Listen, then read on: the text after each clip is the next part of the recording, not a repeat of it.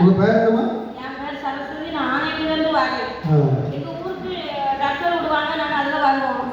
2-3 வாரம் தொடர்ந்து வந்துட்டு இருந்தேன். திருப்பி வராமல் நாடகம் போயிட்டேன். அந்த நாடகம் பார்க்கறதுக்கு சொல்லியே நான் இந்த சர்ச்சைக்கு வராமல் இருந்தேன். திடீர்னு எனக்கு அது எதிர்பார்த்து என் புது ஒரு கட்டி ஒன்று வந்திருந்தது. அந்த கட்டி வந்தவுடனே எல்லாரும் அதை பார்த்துட்டு சொன்னாங்க, இது நீங்கள் வச்சுக்கிட்டு இருக்காங்க, வலிக்காமல் இருக்குன்னு சொல்கிறீங்க, நம்ம கேன்சராக இருக்கும், கொஞ்சம் டெஸ்ட் பண்ணுங்க அப்படின்னு சொன்னாங்க. நான் அந்த நாடகத்துக்காக சொல்லி பிள்ளைகள் கூப்பிடும் போதெல்லாம் அந்த டெஸ்ட்டில் போய் நாடகத்தாலும் பேருமே நம்ம சமத்துக்கு போனோம் அப்படின்னு சொல்லி தள்ளி தள்ளி வச்சு ஆளுக்கு வராமே இருந்துருக்கேன்.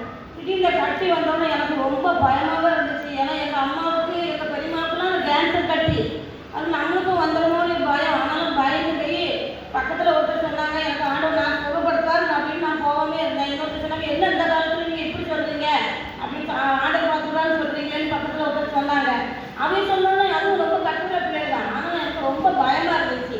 ஆனாலும் ராத்திரி ரொம்ப அழுவேன். ஆண்டவரே எனக்கு இது பயமாக இருந்துச்சு சுவாமி, நான் ஒரு ஊசி கூட நான் பயப்பேன் ஐயா, இந்த கட்டி பயத்துக்கு எனக்கு பயமாக இருக்குது, எங்கள் பெரியம்மாலாம் எங்கள் அம்மாலாம் இதிலே இறந்து போனாங்க அப்படின்ட்டு நான் ரொம்ப பயந்தேன். அந்த திடீர்னு நினச்சேன், நம்ம இந்த ஆலயத்துக்கு போகிறதுனால நம்ம எப்படி இருக்கோம், நான் இனிமேல் நான் ஆஸ்பத்திரிலாம் போக மாட்டேன், எப்பப்போ எனக்கு நீங்கள் சொல்லுறாங்க அப்படின்னு சொல்லி நான் இனிமேல் நாடகமே பார்க்க மாட்டேன், சினிமா பார்க்க மாட்டேன், ஆனால் செய்தி மட்டும் தான் நான் பார்ப்பேன். இப்போவும் அப்படிதான். ஆனால் எதிர்பாராமல் நான் இங்கே வந்து அதுக்கு தொடர்ந்து அவங்க 2-3 வாரம் இங்கே வர ஆரம்பித்தேன். ஐயாட்ட சொன்னேன், ஐயா எனக்கு இப்படி இருக்குது அப்படின்னு சொன்னேன். அவங்க உடனே எண்ணெய் வச்சு ஜோம் பண்ணி நாங்கள் ஒரு 7 வாரம் வாங்கம்மா அப்படின்னு சொன்னாங்க. ஆனால் 3 வாரத்துல நான் வரல. அந்த கட்டி எப்படி தான் போச்சுன்னு எனக்கே தெரியல. ஹல்லேலூயா. நல்ல பெரிய கட்டி, ஆனால் அவர் காணாமல் போயிருக்கு. ஆமே.